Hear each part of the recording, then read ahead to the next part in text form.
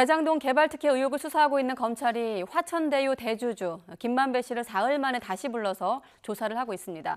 검찰은 보강 조사를 거쳐 김만배 씨에 대한 구속영장을 조만간 다시 청구하겠다는 방침을 세워놓고 있습니다. 검찰도 바로 연결해보죠. 우철희 기자. 네, 서울중앙지방검찰청입니다. 네, 다시 소환된 김만배 씨, 그럼 조사 중입니까? 네, 서울중앙지검 전남수사팀은 화천대유 대주주 김만배 씨를 오늘 오전 10시부터 다시 불러 조사하고 있습니다. 지난 21일 조사 이후 3일 만입니다. 유동규 전 성남도시개발공사 기획본부장을 재판에 넘긴 뒤 첫 소환이기도 합니다.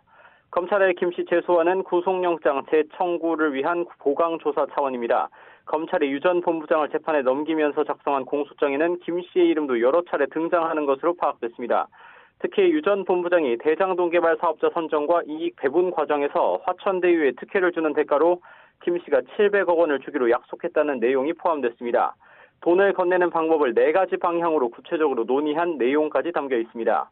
김 씨는 오늘 검찰에 출석하면서 관련 내용을 부인하느냐는 질문에 네라고 짧게 답하면서도 다른 질문에는 검찰 조사에 성실히 응하겠다거나 나중에 소상히 말씀드리겠다고 즉답을 피했습니다. 검찰은 수사를 통해 뇌물을 건네기로 약속한 경위와 전후 사정, 대가로 받게 된 특혜에 대해 따져 물어서 혐의를 세밀하게 다듬을 것으로 보입니다.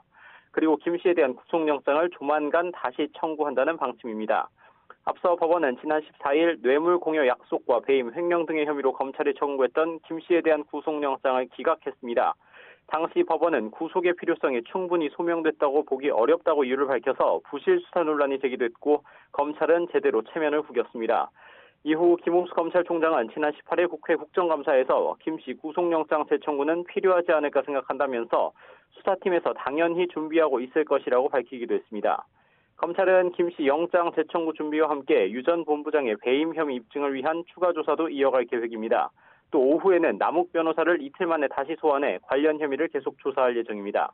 지금까지 서울중앙지방검찰청에서 YTN 우철입니다.